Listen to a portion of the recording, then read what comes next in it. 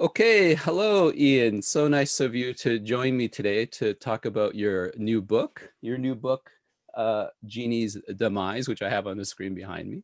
And today we're joined with Ian Radforth.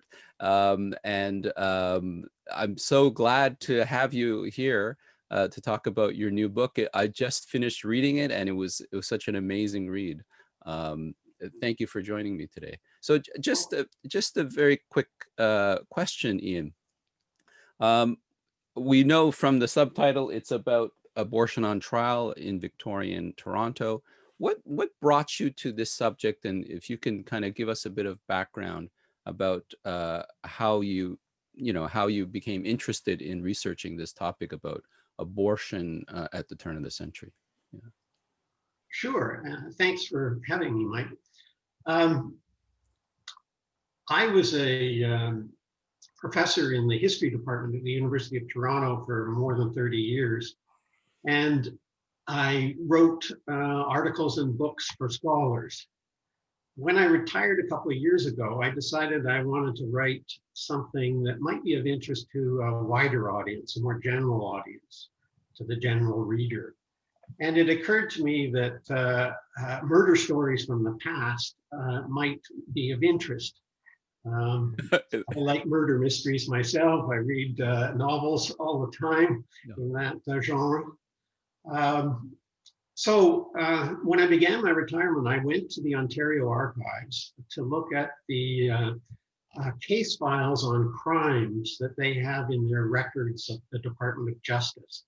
It's quite a large collection that documents the cases over cases in Ontario from Confederation for many, many years and right across the province. Yes. And I began the very first morning with Toronto and the earliest records they have on crimes in Toronto. And I was trying to pick out the murder crimes. Within 2 hours, I came across the case that forms the basis for this book. Mm-hmm. I was immediately intrigued because it brought together murder and Yes. Abortion. And I knew that we know very little about the social history of abortion in 19th century Canada. Almost nothing has been written about it. And the fact that there was this fat file about this case, quite a bit of evidence that the Crown prosecutors had collected in putting together their case against the abortionists on the murder charge, led me to believe that I could say something original, something new, something important about the history of abortion in 19th century Canada. Yeah, Ian, why is it that you think so little, or as you say, almost nothing has been written about this subject in this era? What do you have any insight into that? Why it's so little? Well, the main problem is the lack of records. Because abortion was criminalized, was illegal, many abortions actually took place, but they were done secretly. And no records were kept by doctors who performed them or midwives who performed them. They never got into the public record. Newspapers didn't cover the stories. There's just nothing there, nothing to be found because it was all kept secret. Mm-hmm. Only occasionally did cases like this one get a lot of attention. And that was, of course, because the woman who had the abortion, Jeannie Gilmore, died as a result of the abortion. Mm-hmm.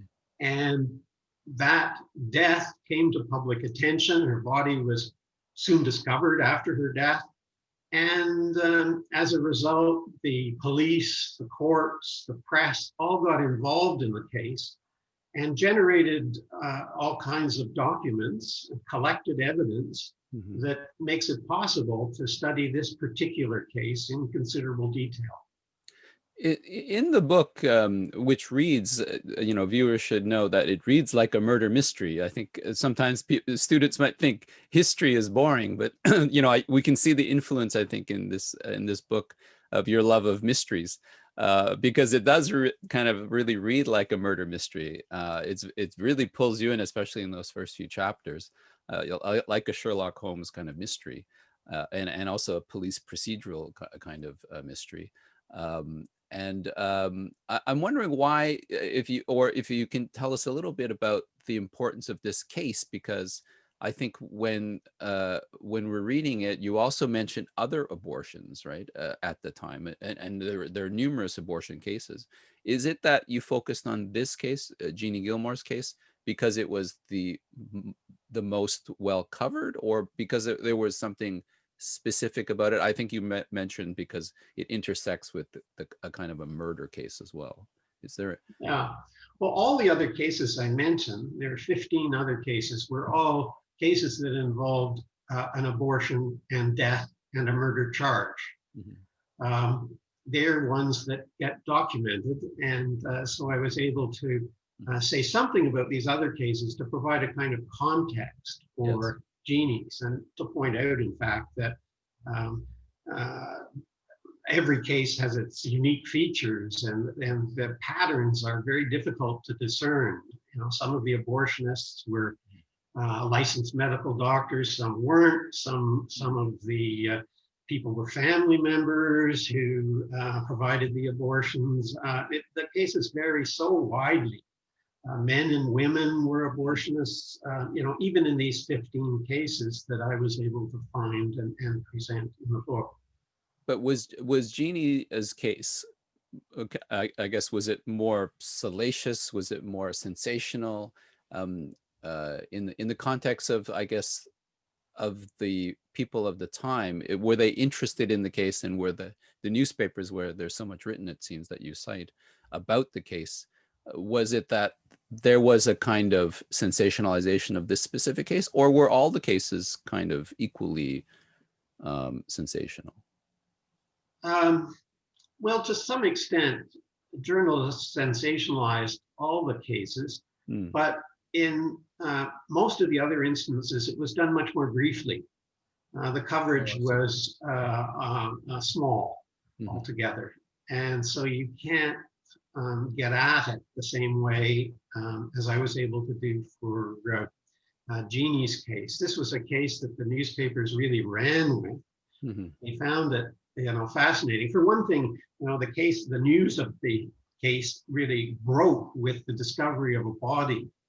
And that alone was intriguing to readers, and something journalists could make something about, because it was a young woman's body, and nobody knew whose body. Mm-hmm. And she'd been put into a new pine box that resembled a coffin. And the box had been dumped at the side of the road, at the side of Bloor Street, on the outskirts of town. I know, that was such an amazing detail. It's hard to believe, you know, for those of us who know Toronto, you know, that you can dump anything on Bloor. Yeah, it's very sad. Yeah. So yeah. But it had been dumped in a ditch anonymously, and you know, the question was, whose body was it? It took a couple of days to discover that it was Jane Von Gilmore's body, Jeannie Gilmore's body, and that they immediately discovered that she was the daughter of a Baptist minister. And that added to the interest in the case. How could the daughter, coming from a God-fearing family of great respectability, and Scottish background, yes. A Scottish background, which made her highly respectable in Toronto at the time. The Scots were very welcome immigrants. This was an immigrant family that she was part of. But how could someone, you know, become pregnant and fall into the hands of abortionists? So that was part of the mystery. And then the abortionists were arrested almost immediately as soon as the body was found, because people had seen the box being removed from their house under the cloak of darkness the night before. And police were aware of that. So they were arrested right away. Well, people were fascinated by the abortionists too.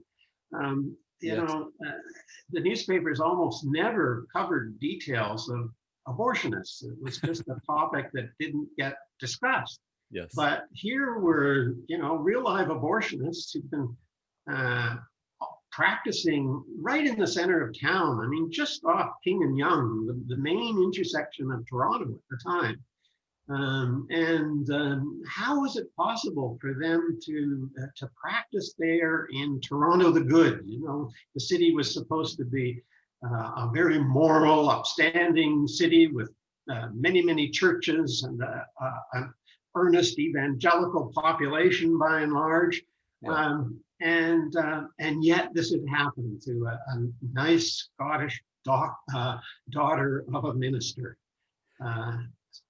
I thought it was really great how in the book there's these wonderful, sections where you describe actually, I think, the context for abortion and the profession of being an abortionist in Toronto at this time, and also the way in which abortionists would advertise their services in newspapers, where the wording of the advertisement is phrased very diplomatically and kind of hides the fact what they're doing, but people reading between the lines would certainly know what the advertisement was for. And so I think that was quite interesting, how it shows the contradictions of the time, that clearly anybody who could read would know what these services were, and yet it was illegal, right? So I thought that was quite interesting. And that That's right. and that it was Right. such a lucrative business. I thought that was kind of interesting, that you could have such a you could actually make a profession out of that. I thought that was quite interesting. Yeah. That's right. That's right. Um, Arthur Davis, the main abortionist, the man who actually conducted the procedure on Jeannie, he was assisted by his wife Alice, but he grew up in the trade. His father was an abortionist, reported in the press occasionally as Old Doc Davis, and he was charged on a couple of occasions with performing illegal abortions and charged with representing himself as a doctor, even though he was unlicensed. And it's in the family business that Arthur Davis got his training, and he opened his practice in Toronto, modeled on his father's practice in nearby Hamilton, Ontario. I thought what was interesting about the abortionists as well is that although I think we focus much more on this notion of Arthur Davis as the abortionist, and I don't want to give away I don't want to give away the ending, but certainly we learn, I think, that Alice Davis, his very young wife, she was only 23, was it? I can't remember. Yeah, She was in her same 20s. age as Jeannie. Yeah, so she was, a very young woman, but it turns out she had quite a lot of wherewithal, in the sense of, it turns out she was much more perhaps involved in basically dealing with the death of Jeannie Gilmore, and Yes. I thought it was really interesting the way you described, I think, the way, and again, not to give away the ending, but how she deals with her incarceration, and then after the incarceration was so interesting. Is it really, and I guess what I'm trying to get at is, I think there is almost, if you read between the lines, there seems to be some type of, in the hidden transcript of the book, there seems to be a feminist voice there, because you, in a way, you are trying to bring out the voices of women who are in some respects lost to history, and yet you can clearly see the voice of the woman, or of women in general, in the transcripts that you cite, in the court proceedings, in the newspaper documents, and then also in the way, the after the trial, the post-trial kind of scenario that you described. So I thought that was quite interesting. Jeannie, we know very little about her from her own voice. I found one letter, which I cite completely in the book, which is a pretty mundane kind of letter. Yes. We only learn about her through the voices of others. In Alice's case, I have a little more written by her. But it's mainly her behavior that allows me to say, well, my gosh, she was self-confident and resourceful too. Yes. She'd been a farmer's daughter in rural New York State near Rochester, Yeah. and lived a very sheltered life on the farm, and as a Baptist Sunday school girl and so forth. But she falls for Arthur Davis and moves to Toronto, and immediately becomes his assistant in this business. And she covers for him because he's a drunk and is often unable to do the job. So she takes on the job and she doesn't actually, as far as I know, perform abortions, but she provided advice to women, and she looked after their convalescence after procedures her husband had done. She's a very active person. And then, as you say, later on, you can see this again. I won't say more because Yeah. No, we don't want to give away the ending. But she shows incredible, I guess, wherewithal or spunk, and also just care, right? In the sense of, as you were saying, for their clients, and then also later on for her husband. Again, not to give away the ending.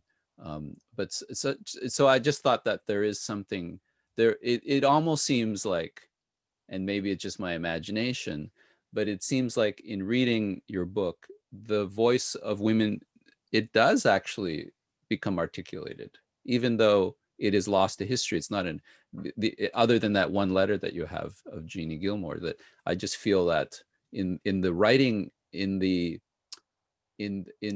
almost poetic writing of the police proceedings and of the court proceedings, their voice does come out, I think. Yeah. And that we can imagine the plight of women at this time. I think that's what I'm trying to get at, in the sense you can really see the kind of patriarchal, male dominated world that these women lived in, and how they had to struggle, I think. And that I thought that was quite interesting. Yeah. Mm. Um, in terms of the book, was there anything that, in terms of your research, that you didn't you were surprised at, or was there something you encountered in the writing the book that that was surprising to you, or that you didn't expect, or in the looking through the archives, was there anything unique that jumped out when you were doing the research? I don't know about that. I didn't think of it that way because it was kind of all new to me. Oh, I see. I Okay. knew so little about abortion Yeah. and abortion murder cases when I started. And so it was very exciting doing the research because, every day I was learning something new and something that, Wow. I couldn't read in other books. And so that was great fun. I found myself going down little alleyways. For instance, some of the witnesses who saw the box containing Jeannie's body Yes, being yes, the moved pine from the box. house were night watchmen. And I thought, well, who are night watchmen? And I know of no one who's ever written about night watchmen in Toronto. Yeah. So I, had to try to find out what I could about the history of night watchmen. And I was fortunate in discovering stuff in the police records because they were kind of supervised by the Toronto police. And it was the same with the detectives. Nobody's written about the history of detectives in early Toronto. Mhm. And yet, there they were in this case. And so I tried to find out, well, when were detectives first hired? Who were the particular men that dealt with this case? What kind of backgrounds did they have? It was all a kind of thrill of discovery for me. Okay, yeah, that's amazing. Yeah, what I thought also was so interesting about the book, and we spoke a little bit about this before, was that the intimate nature of Toronto at this time, especially amongst the ruling class, that it would seem that everyone kind of knew, not everyone knew anyone, but certainly people in positions of power would have been very knowledgeable about other people in positions of power. Like the coroner would know the judge, and the judge would know the police, and the police would know, the upstanding citizens of Toronto, the people who had the lumber yard, or people who were involved with business or mercantile exchange and things like that. So I thought that was quite interesting in the sense of the ruling class seemed to have a very intimate knowledge of each other, and in that sense, the trial revealed all of these kind of class connections between the people who, in a sense, ran the city. And so I thought that was quite interesting, that that is also is a kind of a side benefit of the history. It's not just about the politics of abortion and the plight of women in this period, but you also see really the political structure, which is underpinning this whole structure. Yeah. Yeah, I was interested in trying to give readers a feel for the Victorian city and what it looked like, how it worked. That's part of that story. I was also struck by how many people saw that pine box being Sure. removed Yeah. under the cloak of darkness at Yeah. midnight. And they were interested in it. They had their eyes open on the street, and they were ready to come forward as witnesses, in the case. It adds to that sense of intimacy. It wasn't only the powerful that had an awareness of what was going on around them and knew one another, but ordinary people also had Yes. a Yeah. sense of what was going on around them. It was quite acute. The city was large and yet not quite big enough to be, a really mass city where anonymity was predominant. Yeah, I thought that was really revealing, the intimate nature of what we would consider downtown Toronto today, Adelaide, Richmond, King, Queen, that these streets really are filled with people who really know each other, basically, especially the people who were a part of the ruling class. So that I thought that was really amazing. What is your next project, Ian? Is there something that you've got on your horizon? Are you going to continue kind of examining this period? What are your next plans? I mean, it seems like this is the tip of the iceberg. I mean, as you say, this was just one case of 15 well documented abortion murder cases. Any thoughts to continue in this vein, or? Well, sure, more than thoughts. Uh, the manuscript was at Between the Lines, the publisher, for about a year. Mhm. And so in that time, I've researched and written another book. Oh, wow. Murder story. And I've just finished that one. And Wow. it's a very different story. Abortion doesn't come into it at all. Mhm. It's set in 1890 Ontario. And it involves wealthy people. And it's part of a scam that involved immigrants. A Wow. man from a wealthy background who'd blown his fortune, wanted to make some money. And he advertised he was an Englishman, and he advertised in the British press for young men who wanted to invest in his horse farm business in Ontario. And he found a couple of suckers to scam. And the scam artist and his wife brought them over to Ontario. And on the very first day they were here, one of the men who was being scammed was shot twice in the back of the head. Oh my goodness. And his body was discovered a few days later in a swamp in the middle of rural Oxford County, vaguely near Woodstock, Ontario. It before long, this man who was trying to scam this dead man now was arrested and charged with the murder. And it became the most sensational murder case in 19th century Canada. Wow. The public was just fascinated by this case. It was covered all over the English-speaking world. Just virtually every newspaper reported on it, and in French Canada too, of course. And they there was a fascination with the idea that immigration was such a big topic at the time. British immigration tremendously important to Canadian development at the time. Yes. And people were horrified to think that there were these kinds of scam artists out there. And they wondered, just how many other young men from wealthy families in England had been scammed and murdered and their bodies, in fact, never found. Yes. And that added to the interest. Plus, the murderer was a real character. He dressed very flamboyantly, very unusually, in red jobbers with Wow. white bows. And he was a very dapper man with a waxed handlebar mustache. Oh my And goodness. he was very articulate and charming. And the press just loved him. And he gave interviews all over the place. Yeah. The public was quite fascinated by this charming but evil young man.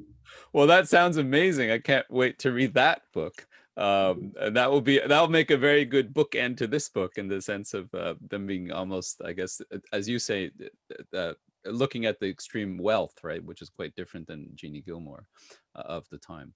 Well, Ian, thank you so much for your time. This has been really great to meet you, and also to hear more about the book, and some from the author's voice himself, to hear a little bit about your research and what motivated the book. So thank you so much for this.